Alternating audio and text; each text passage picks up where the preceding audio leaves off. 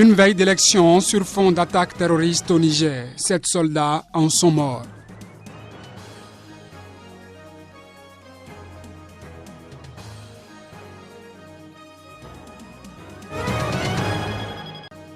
Situation tout aussi tendue en Centrafrique à l'approche des élections du 27 décembre prochain. Les casques bleus de l'ONU surveillent les rues de Bangui.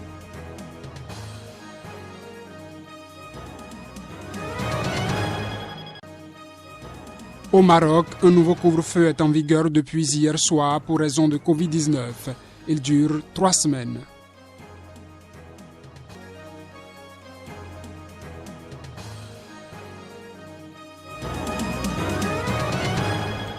Merci de préférer Sika TV pour vous informer. Bienvenue à toutes et à tous à ce journal. Une embuscade djihadiste a coûté la vie à 7 soldats nigériens dans l'ouest du Niger, à moins d'une semaine de l'élection présidentielle, 9 jours après une attaque de Boko Haram qui fait 34 morts dans le sud-est. Lundi matin déjà, une patrouille de l'armée est tombée dans une embuscade tendue par des éléments terroristes lourdement armés sur des motos et à bord de véhicules dans le secteur de Tarouan, une localité située à 54 km au nord-est de Oulam, aux environs de la frontière malienne selon un communiqué du ministère nigérien de la Défense reçu jeudi par l'AFP. 2 militaires étaient tués et un civil blessé dans cette embuscade. Côté ennemi, 4 terroristes neutralisés. La région de Tillabéri, où l'attaque s'est produite, est située dans la zone des 3 frontières Niger-Mali-Burkina Faso. La circulation des motos y est interdite de jour comme de nuit depuis janvier afin de contrôler les incursions des djihadistes opérant généralement sur des 2 roues. Dans sa partie sud-est, le Niger est confronté aux attaques des djihadistes de Boko Haram près de la frontière avec le Nigeria. Une attaque contre le village de Toumour le 12 décembre à la veille des élections municipales et régionales revendiquées par Boko Haram a fait 34 morts. Ces attaques sporadiques n'empêcheront pas la tenue du scrutin, a affirmé un porte-parole du pouvoir à l'agence France Presse. Quelques 7,4 millions de Nigériens sont appelés aux urnes dimanche pour la présidentielle et l'armée va déployer un dispositif exceptionnel selon des sources sécuritaires. Les Nigériens ont à choisir entre 30 candidats, dont Mohamed Bazoum, dauphin désigné du président Issoufou, mais aussi 2 anciens chefs d'État, Marman Ousmane et Salou Djibo. En Centrafrique, des casques bleus de l'Organisation des Nations Unies patrouillent à Bangui à quelques jours de l'élection ou des élections présidentielles et législatives. La capitale du pays est menacée par l'insécurité entretenue par les groupes armés qui contrôlent les 2 tiers du territoire national. Les casques bleus et les forces centrafricaines ont repris mercredi Bambari, la 4e ville du pays, aux rebelles qui s'en étaient emparés la veille, à 5 jours des élections présidentielles et législatives. La tenue des élections dimanche est un enjeu majeur pour l'ONU et le pouvoir du président sortant, Faustin Archange Touadéra, grand favori qui exclut tout report malgré les attaques des groupes armés dans ce pays, ravagé par la guerre civile. Le Haut-Commissariat des Nations Unies aux droits de l'homme s'est dit profondément alarmé mercredi par la violence en Centrafrique qui présente de sérieux risques pour la sécurité des civils et l'exercice du droit de vote quelques jours avant la présidentielle et les législatives.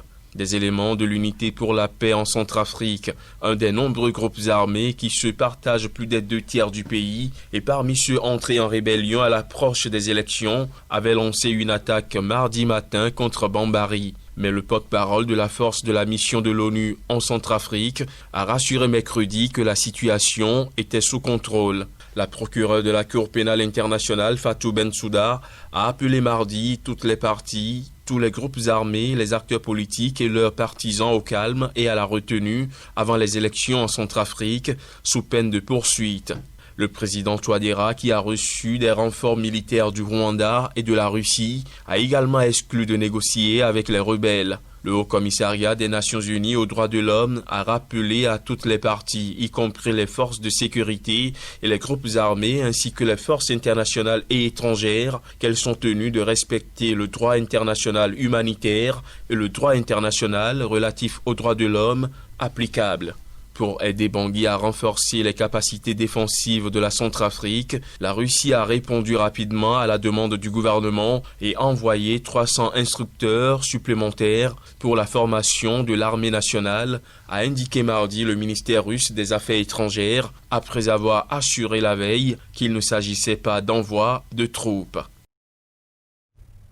Au Congo-Brazzaville, le président Denis Sassou Nguesso a souhaité ce mercredi des élections dans la transparence et dans la paix d'ici au 21 mars dans son pays.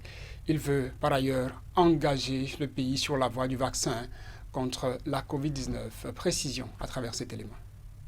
Dans un message à la nation devant le Parlement réuni en congrès, le président Denis Sassou Nguesso a déclaré que la prochaine élection présidentielle devrait avoir lieu au plus tard le 21 mars 2021. Nous devons aller aux prochaines élections dans la transparence et la paix, en respectant les délais constitutionnels en vigueur, a-t-il déclaré. Mais le président Sassou Nguesso, 77 ans dont 36 au total à la tête du pays, n'a fait aucune allusion à sa propre candidature. Il a déjà été investi candidat par le congrès de son parti, le Parti congolais du travail, il y a tout juste un an. Il a de nouveau été désigné tout récemment par les 17 formations de sa majorité. Le président a également salué l'arrivée du vaccin anti-Covid et demandé une action capable d'en faire bénéficier le Congo. Dès lors, j'engage notre pays sur la voie du vaccin et je demande au gouvernement de mettre instamment en place un comité pour déterminer le type de vaccin le mieux adapté au Congo-Brazzaville, a-t-il déclaré. Au 21 décembre 2020, le pays d'environ 5 millions d'habitants a enregistré 6 579 cas confirmés pour 105 décès. La Commission éthiopienne des droits de l'homme a indiqué dans un communiqué que des hommes armés ont tué plus de 100 personnes dans une attaque ce mercredi dans l'ouest de l'Éthiopie. Rattaché au gouvernement, cet organisme indépendant a indiqué avoir reçu de la part de rescapés des preuves photographiques inquiétantes de cette attaque perpétrée avant l'aube sur des habitants en train de dormir dans la zone de Metekel et qui s'est poursuivie jusqu'à mercredi après-midi. Au moins 36 personnes ont été traitées pour des blessures, notamment par balle, dans un hôpital de Boulen, situé à environ 90 km du lieu de l'attaque, a précisé la commission. Outre les dommages infligés à la vie des gens et à leur corps, les cultures ont été incendiées. Une victime nous a dit avoir vu 18 incendies, a indiqué l'organisme dans son communiqué. Il n'y avait ni police ni force de sécurité stationnées dans la zone. En ce moment-là, certaines des victimes de l'attaque ont indiqué qu'elles connaissaient les assaillants. A ajouté la commission, précisant qu'une aide humanitaire serait envoyée dans la région pour aider les personnes déplacées et blessées. À la suite de ce journal, 20 cadavres de migrants originaires d'Afrique subsaharienne ont été repêchés jeudi au large de Sfax sur la côte est de la Tunisie après le naufrage de leur embarcation de fortune, a indiqué à l'agence France-Presse Mohamed Zekri, porte-parole du ministère de la Défense. 5 autres migrants qui étaient à bord de cette embarcation ont été secourus. Les opérations de recherche par les gardes maritimes sont toujours en cours, a ajouté Khaled Zekri, sans donner d'autres détails. Selon le porte-parole du ministère de l'Intérieur, Khaled Ayouni, l'embarcation était partie de Sidi Mansour, dans la région de Sfax, pour rallier illégalement les côtes italiennes. Plus de 40 personnes étaient à son bord, a précisé de son côté à l'AFP Mourad Turki, porte-parole des tribunaux de Sfax, confirmant le bilan de 20 corps repêchés et de 5 migrants secourus. Des corps ont été transportés à l'hôpital régional de Sfax pour déterminer les causes de la mort, a ajouté encore la même source. Malgré la crise sanitaire liée à la pandémie de nouveau coronavirus, le mouvement de migration clandestine depuis les pays du Maghreb, notamment la Tunisie et la Libye, vers l'Europe se poursuit, notamment vers les côtes italiennes où les migrants espèrent trouver travail et perspectives. Mi-décembre, la marine tunisienne avait sauvé 93 migrants de différentes nationalités africaines, dont 3 Tunisiens au large de Sfax. Entre le début de l'année et la mi-septembre, 8581 personnes ont été interceptées alors qu'elles tentaient de rejoindre l'Europe par la mer depuis les côtes tunisiennes, selon les statistiques du ministère de l'Intérieur. Parmi elles, 2104 étaient étrangères.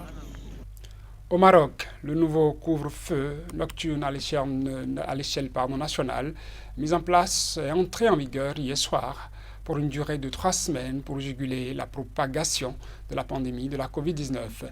Il se tient de 21h à 6h, sauf cas exceptionnel. Le gouvernement marocain a annoncé en début de semaine un couvre-feu nocturne à l'échelle nationale et de nouvelles mesures restrictives qui a pris effet ce mercredi pour une durée de 3 semaines.